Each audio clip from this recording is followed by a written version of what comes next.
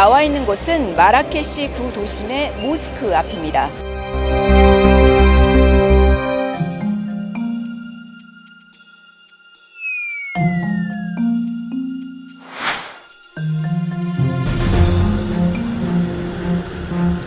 저희가 지내는 동안 거의 하루에 한 번 이상 여진이 있었고요. 이미 기반이 약해진 상태여서 작은 충격으로도 쉽게 파손이 되고 무너져 내릴 수 있는 그런 상태였던 거죠. 위험성이 계속 남아있는 상태였습니다.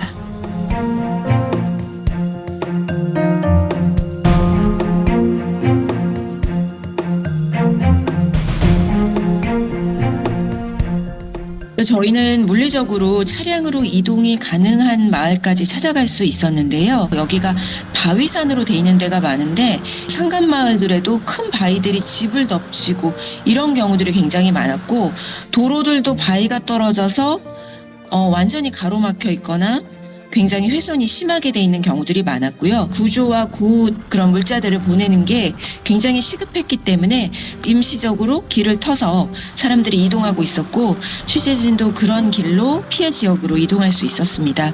하지만 그럼에도 불구하고 굉장히 깊은 산악지대라든가 이런 곳은 지금 도로로 접근이 거의 어려운 상태고요. 위르간이란 마을에 처음 도착을 했는데 집들이 연쇄적으로 무너져 있어서 모든 건물의 잔해가 거의 운동장처럼 깔려 있고요. 대부분 무너진 건물은 형체를 확인할 수 없었습니다. 지진을 겪은 주민들은 굉장히 공포스러워하고 있었고요. 흙바닥에 그냥 천만 깔아놓고 거기서 지금 지내고 있는 상황이라고 보시면 되고요. 사실은 제대로 된 천막조차 거기서는 구하는 게 어려운 상황이었습니다. 그래서 대부분 자기가 집에서 급하게 끌고 나온 담요, 이불, 옷가지, 천 등을 바닥에 깔고 그냥 말 그대로 거기에 앉아 있는 상황이었어요.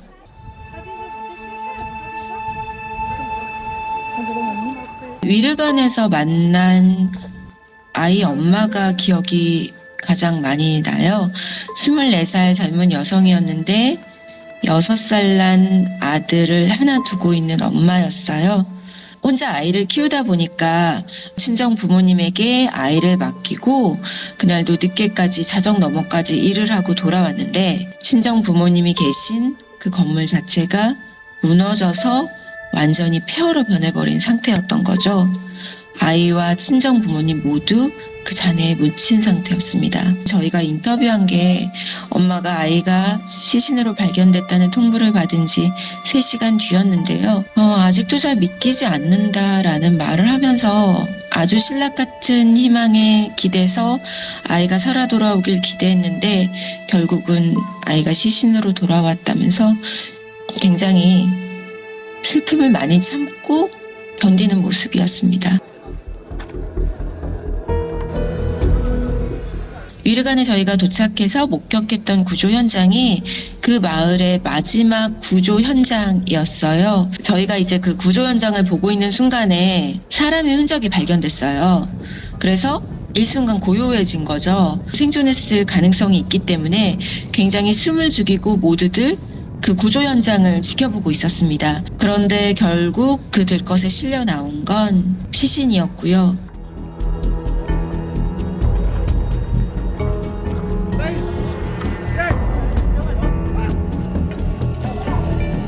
제가 7개월 전 터키 대지진 때도 취재를 했었거든요. 그런데 좀 차이가 있다고 하면 그때는 사고 규모도 더 크기도 컸지만 굉장히 국제 구조대들, 자원봉사자들, 구조단들 굉장히 많이 들어와 있었어요. 모로코 지진 같은 경우는 해외 구조단들도 모로코 정부가 적극적으로 받아들이지 않고 있어서 구조대들의 숫자도 굉장히 부족한 상황이에요. 그래서 취재진들이 구조대를 현장에서 만나는 일이 쉽지 않았습니다. 그래서 아마 한국 취재진 중에서는 구조대를 만난 사람들이 별로 없을 거예요. 근데 저희가 위르간에 갔을 때 정말 마지막 구조대의 모습을 볼 수 있었는데요. 이번에 모로코 당국에서 외국 구조대들을 적극적으로 받지 못한 이유도 외국 구조대들이 들어왔을 때 이것을 제대로 배치하고 조율할 능력에 대해서 확신이 없어서라는 얘기들도 있거든요. 어떤 시스템, 이 체계적이지 못한 상태에서 워낙 피해는 대량으로 났고 그래서 사실은 많은 부분, 많은 피해 현장에서 정부가 손을 쓰지 못하는 경우들이 많았던 게 사실입니다. 그렇기 때문에 정부의 부재랄까요? 그런 상황에서 자기 구제를 해야 되는 상황으로 내몰리는 사람들이 많았고요. 그래서 오히려 피해를 입은 주민들 중에서 자기가 뭔가 할 수 있는 일을 찾아서 좀 덜 피해를 입은 사람들이 자기네들이 돈을 모아서 물품을 사다가 나르고 이런 현장들도 많이 볼 수 있었습니다.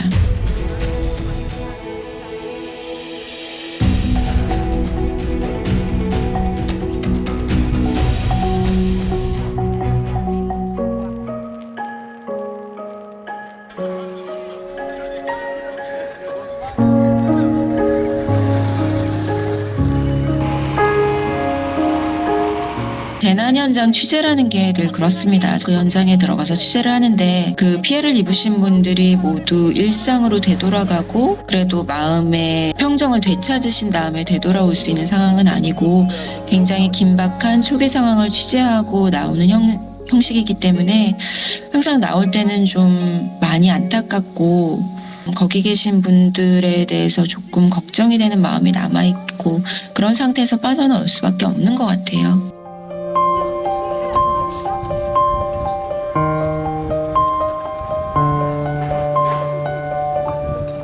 2023년 올해 국제 정세는 전쟁과 경제 위기 속에 그 어느 때보다 격동의 시기를 맞고 있습니다. 먼저 우크라이나로 가보겠습니다. 수도 키이우에 SBS 특파원 나가 있습니다. 자, 곽상은 특파원, 러시아가 지난해 마지막 날까지 미사일을 퍼부었다고요? 네, 러시아는 어제도 그리고 오늘 새벽까지 수도 키이우를 비롯한 우크라이나 전역에 공습을 이어갔습니다. 제 뒤로 무너져 내린 건물이 보이실 텐데요. 미사일 공습의 피해 현장입니다. 러시아는 어제 하루만 20발 넘는 순항미사일과 로켓을 발사했는데 절반 이상이 방공망에 의해 격추됐지만 피해도 상당했습니다. 당시 긴박했던 공습 순간부터 전해드리겠습니다. 어제 낮 요란한 공습 경보가 울리더니 폭발음이 잇따라 터져나옵니다.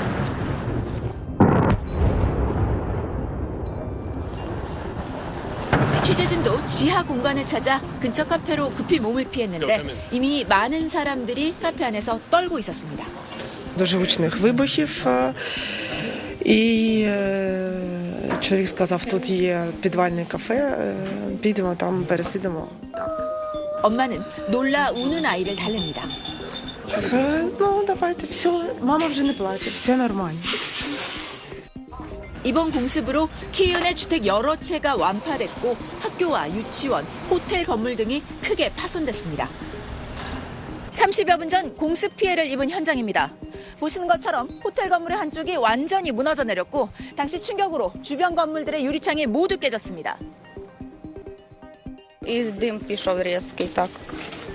Дуже сильно трусило, там навіть почувствували, навіть земля тако затряслася. 이번 공습으로 지금까지 1명이 숨지고 일본 취재진을 포함해 30명 이상이 다쳤습니다. 취재진도 조금 놀랐을 것 같습니다. 러시아나 우크라이나는 어떻게 반응하고 있습니까? 네, 제가 취재를 위해 우크라이나에 다시 들어온 게 닷새 전입니다.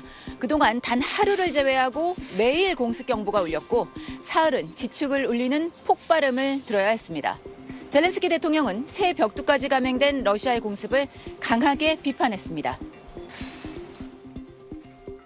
А ті, хто віддає накази на такі удари, ті, хто здійснює, не отримують помилування, м'яко кажучи.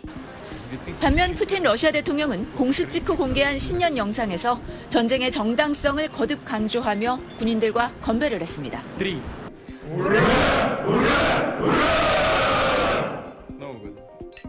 평화 협상은 아직 조금 멀어 보입니다. 현지 분위기는 어떻습니까? 우크라이나인들의 항전 의지는 여전합니다. 특히 전략적 요충지였던 하르키우와 헤르손시를 탈환하고 최근 젤렌스키 대통령의 미국 방문까지 성사되면서 승리에 대한 기대감도 높은 상황입니다.